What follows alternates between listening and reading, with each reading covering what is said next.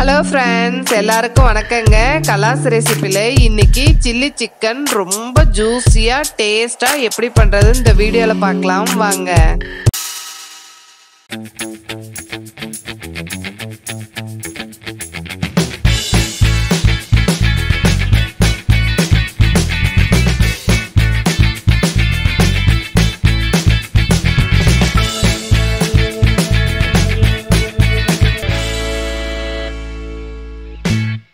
இந்த மாதிரி குறுகலா இருக்கிற பவுல் எடுத்துக்கோங்க.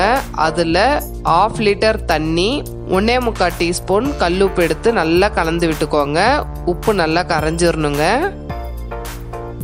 உப்பு கரைஞ்சிருச்சு. உப்பை கிளீன் பண்ணி வச்சிருக்க 1/2 kg சிக்கனை இதுல சேர்த்துடலாம். சிக்கன் மூழ்கிற அளவுக்கு தண்ணி இருந்தா போதுங்க. மீதி தண்ணி வடிச்சு எடுத்துடலாம்.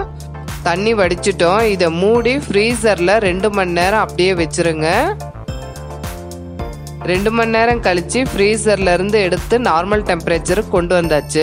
நான் 2 மணி நேரத்துல எடுத்ததால உப்பு தண்ணியை வடிச்சு அப்படியே நான் பவுல்ல சேர்த்துக்கிறேன். சப்போஸ் நீங்க 1 மணி நேரம் அல்லது 2 மணி நேரம் அதிகமா விட்டீங்கன்னா நல்ல தண்ணியில ஒரு வாட்டி நல்லா அலசிட்டு அதுக்கப்புறம் அந்த சிக்கனை எடுத்து சேர்த்துக்கோங்க.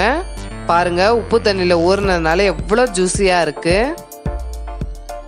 1 டீஸ்பூன் இஞ்சி பூண்டு பேஸ்ட், 1 எக் ஒயிட் மட்டும் சேர்த்துக்கோங்க. கரம் மசாலா 3/4 டீஸ்பூன், மிளகாய்த்தூள் 1 டீஸ்பூன், சோள மாவு 2 டீஸ்பூன், 1 டீஸ்பூன் மைதா மாவு, மீடியம் சைஸ்ல 1/2 லெமன் புளிஞ்சு விட்டு இது எல்லாத்தையும் நல்லா கலந்து விட்டுக்கோங்க. நான் எப்பயும் கலருக்காக காஷ்மீரி சில்லி பவுடர் தான் சேர்ப்பேன். இன்னைக்கு இல்லைன்னு சொல்லிட்டு ஜிலேபி பவுடர் சேர்க்கிறேன். நீங்க காஷ்மீரி சில்லி பவுடர் சேர்த்துக்கோங்க.